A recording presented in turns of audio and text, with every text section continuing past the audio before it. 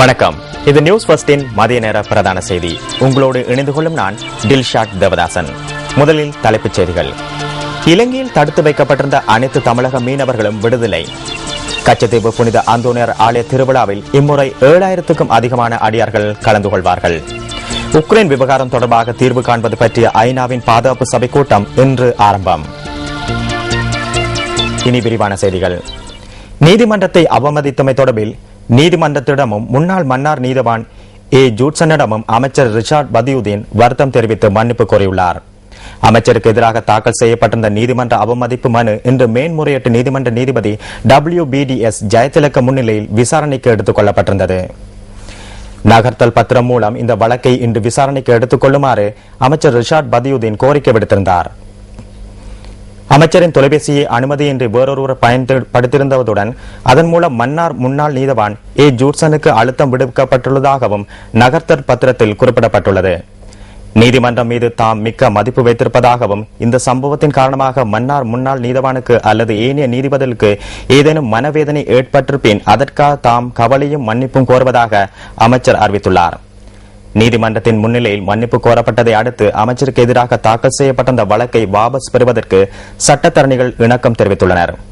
அமைச்சரின் மன்னிப்பு கோரலை அடுத்து அமைச்சர் மீதான வழக்கை முடிவுக்கு கொண்டு வருவதற்கு முன்னணி சட்டத்தரணிகள் இணக்கம் தெரிவித்துள்ளனர். இலங்கையில் தடுத்து வைக்கப்பட்டிருந்த அனைத்து தமிழக மீனவர்களும் விடுதலை செய்யப்பட்டுள்ளனர். நெடுந்தீவு கடற்பரப்பில் கடந்த 4ஆம் தேதி கைது செய்யப்பட்டிருந்த 32 தமிழக மீனவர்களும் ஊர்காவல்துறை நீதிமன்றத்தினால் இன்று விடுதலை செய்யப்பட்டுள்ளதாக கடற்தொழில் திணைக்களத்தின் யாழ் மாவட்ட பணிப்பாளர் என் கணேசமூர்த்தி நியூஸ் ஃபர்ஸ்டுக்கு தெரிவித்தார். சட்டமா அதிபர் திணைக்களத்தின் ஆலோசனைக்கு அமைய தமிழக மீனவர்கள் 32 பேரும் மாவட்ட கடற்தொழில் திணைக்கள அதிகாரிகளால் ஊர்காவல்துறை நீதவான் லெனின்குமார் முன்னிலையில் முற்பகல் ஆஜர்படுத்தப்பட்டனர். இதனையடுத்து 32 தமிழக மீனவர்களையும் விடுதலை செய்து அவர்களின் 8 படகுகளையும் விடுவிக்குமாறு நீதவான் உத்தரவிட்டார். இதேவேளை கடந்த புதன்கிழமை 116 தமிழக மீனவர்கள் ஊர்காவல்துறை நீதிமன்றத்தில் விடுதலை செய்யப்பட்டதுடன் யாழ்ப்பாணத்தில் தடுத்து வைக்கப்பட்டிருந்த 148 தமிழக மீனவர்களும் விடுதலை செய்யப்பட்டுள்ளனர். இது தவிர தலைமன்னார் கடற்பரப்பில் கைது செய்யப்பட்டிருந்த 24 தமிழக மீனவர்கள் மன்னார் நீதிமன்றத்தினால் நேற்று விடுதலை செய்யப்பட்டிருந்தனர். இந்த மீனவர்களின் படகுகளும் மன்னார் நீதிமன்றத்தினால் விடுவிக்கப்பட்டிருந்தமை குறிப்பிடத்தக்கது. இதனையடுத்து இலங்கையில் தடுத்து வைக்கப்பட்டிருந்த 172 தமிழக மீனவர்களும் விடுதலை பெற்றுள்ளனர். இதேவேளை தமிழகத்தில் தடுத்து வைக்கப்பட்டிருந்த இலங்கை மீனவர்கள் 12 பேர் நேற்று விடுதலை செய்யப்பட்டிருந்தனர். இதன் பிரகாரம் மேலும் 30 இலங்கை மீனவர்கள் தமிழகத்தில் தொடர்ந்து தடுத்து வைக்கப்பட்டிருப்பதுடன் அவர்களை விடுவிப்பதற்கான அதிகாரிகள் மட்ட பேச்சுவார்த்தைகள் முன்னெடுக்கப்பட்டு வருவதாக தெரிவிக்கப்பட்டுள்ளது. இந்த நிலைமையின் கீழ் இலங்கை இந்திய மீனவர்களின் பிரச்சினைகளுக்கு தீர்வு காண்பதற்கான 2ஆம் கட்ட பேச்சுவார்த்தை எதிர்வரும் 25ஆம் திகதி கொழும்பில் நடைபெறவுள்ளது. இந்திய இலங்கை மீனவ பிரதிநிதிகளுக்கு இடையிலான பேச்சுவார்த்தை கொழும்பில் நேற்று நடைபெறுவதற்கான ஏற்பாடுகள் மேற்கொள்ளப்பட்டிருந்த நிலையில் திடீரென பிற்போடப்பட்டிருந்தமை குறிப்பிடத்தக்கது. மேல் மற்றும் தென்மாகாண சபை தேர்தலுக்கான தபால் மூல வாக்களிப்பு நடவடிக்கைகள் இன்றும் முன்னெடுக்கப்படுகின்றன. தபால் மூலம் வாக்களிப்பதற்கு 1,12,321 பேர் தகுதி பெற்றுள்ளனர். அலுவலக நேரத்திற்குள் தபால் மூல வாக்களிப்பு நிலையங்களுக்கு சென்று வாக்குப்பதிவுகள் செய்வதற்கான வசதிகள் ஏற்படுத்தப்பட்டுள்ளதாக தேர்தல்கள் செயலகம் தெரிவிக்கின்றது. இதேவேளை தபால் மூலம் வாக்களிக்க இயலாதவர்கள் எதிர்வரும் 20ஆம் தேதி மாவட்ட தேர்தல் அலுவலகங்களில் தமது வாக்குகளை பதிவு செய்வதற்கான சந்தர்ப்பம் வழங்கப்பட்டுள்ளதாகவும் தேர்தல்கள் செயலகம் குறிப்பிடுகின்றது.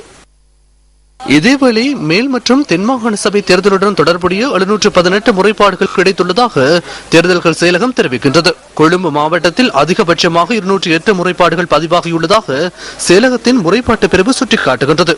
களுத்துறையில் 96 முறைப்பாடுகளும் கம்பஹா மாவட்டத்தில் 89 முறைப்பாடுகளும் பதிவாகியுள்ளதாக தேர்தல்கள் செயலகம் குறிப்பிடுகின்றது. 79 முறைப்பாடுகள் காலி மாவட்டத்திலும் மாத்தறை மாவட்டத்தில் 119 முறைப்பாடுகளும் அம்பாத்தோட்டையில் 74 முறைப்பாடுகளும் பதிவாகியுள்ளன. கூட்டங்கள், ஆர்ப்பாட்டங்கள் மற்றும் பேரணிகள் தொடர்பிலேயே அதிக முறைப்பாடுகள் முன்வைக்கப்பட்டுள்ளன. இது தொடர்பில் 190 முறைப்பாடுகள் பதிவாகியுள்ளது. மேல் மற்றும் தென் மாகாணங்களில் 23 வன்முறை சம்பவங்கள் பதிவாகியுள்ளதாக தேர்தல்கள் செயலகம் தெரிவிக்கின்றது.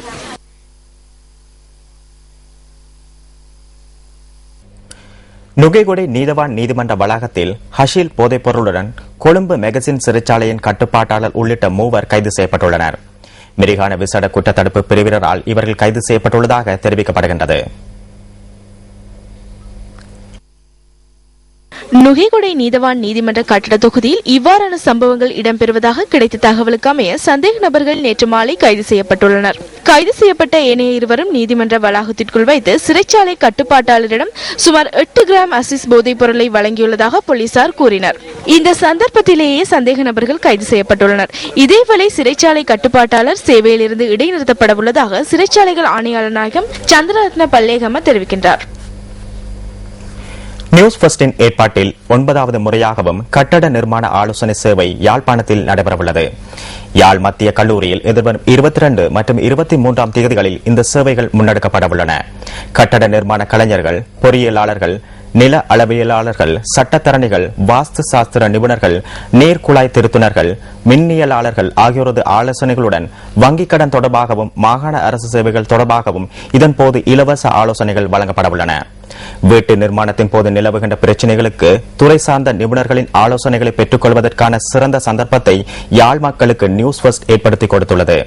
இந்த வேலை திட்டத்திற்கு அமைவாக சாரதிகள் மற்றும் சாரதி அனுமதி பத்திரத்தை எதிர்காலத்தில் பெறுவதற்கு உத்தேசித்துள்ளவர்களுக்கான பயிற்சி செயலமர்வு மற்றும் 15 வயதுக்குட்பட்ட பாடசாலை மாணவர்களுக்கான ஓவிய போட்டி என்பனவும் நடத்தப்பட உள்ளன. சாரதிகள் மற்றும் சாரதி அனுமதி பத்திரத்தை பெற்றுக்கொள்ள உத்தேசித்துள்ளவர்களுக்கான செயலமர்வில் ஆண் பெண் இருபாலரும் கலந்து கொள்ள முடியும் என்பதுடன் பங்கு பெற்றுகின்றவர்களுக்கு முன்கூட்டியே தமது பெயர்களை 07705000500 என்ற தொலைபேசி இலக்கத்துடன் தொடர்பு கொண்டு பதிவு செய்து கொள்ளுமாறு கேட்டுக் கொள்ளப்படுகின்றனர். மேலும் ஒரு உள்நாட்டுச் செய்தி. கச்சத்தீவு புனித அந்தோணியார் ஆலய திருவிழாவில் இம்முறை 7000க்கும் அதிகமான இலங்கை இந்திய அடியார்கள் கலந்து கொள்வார்கள் என எதிர்பார்க்கப்படுகின்றது. எதிர்வரும் ஞாயிற்றுக்கிழமை 16ஆம் தேதி நடைபெறவுள்ள திருவிழாவில் கலந்து கொள்வதற்காக இலங்கையிலிருந்தும் தமிழகத்திலிருந்தும் நாளை காலை முதல் அடியார்கள் கச்சத்தீவு நோக்கி பயணிக்க உள்ளார்கள்.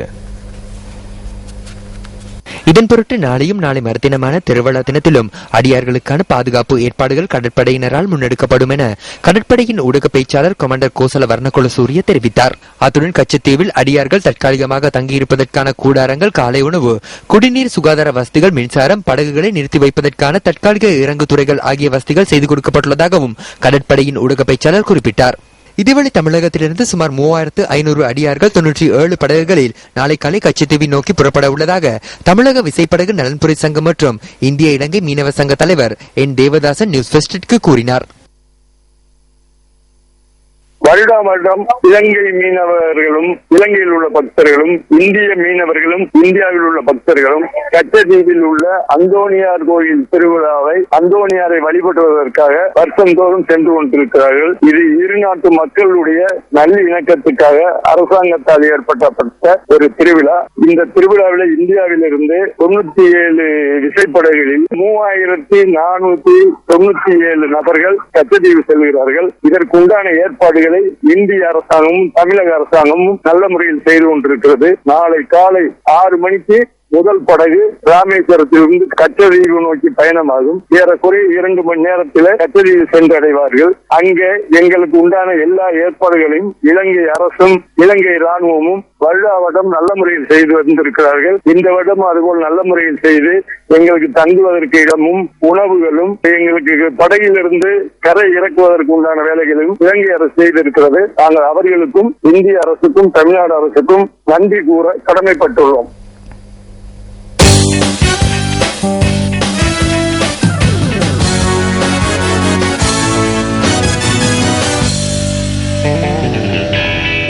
தொடர்வது விளையாட்டுச் செய்தி. நீல வர்ணங்களின் போர் என வர்ணிக்கப்படும் கொழும்பு ரோயல் மற்றும் கல்கிசை புனித தோமஸ் கல்லூரிக்கு அணிகளுக்கு இடையிலான 135வது மாபெரும் கிரிக்கெட் போட்டியின் 2ஆம் நாள் ஆட்டம் கொழும்பு SSC மைதானத்தில் நடைபெறுகின்றது. போட்டியின் முதல் இன்னிங்ஸில் துடுப்படுத்தாடும் கல்கிசை புனித தோமஸ் கல்லூரி சற்று முன்னர் வரை 7 விக்கெட் இழப்பிற்கு 226 ஓட்டங்களை பெற்றுள்ளது. போட்டியின் முதல் நாளான நேற்றைய தினம் முதலில் துடுப்படுத்தாடிய ராயல் கல்லூரி சகல விக்கெட்டுகளையும் இழந்து 158 ஓட்டங்களை பெற்றது. அதனைத் தொடர்ந்து பதிலுக்கு துடுப்படுத்தாடிய புனித தோமஸ் கல்லூரி அணி நேற்றைய முதல் நாள் ஆட்ட நேர முடிவில் 3 விக்கெட் இழப்பிற்கு 134 ஓட்டங்களை பெற்றிருந்தது. புனித தோமஸ் கல்லூரி அணியின் சந்தோஷ் டிமெல் மற்றும் ஹெலகமல் நாணேக்கார ஆகியோர் 4வது விக்கெட்டுக்காக இன்று களமிறங்கினார்கள். ஒரு ஓட்டத்தை மாற்றம் பெற்றிருந்த நிலையில் ஹெலகமல் நாணேக்கார ஆட்டமிழந்தார்.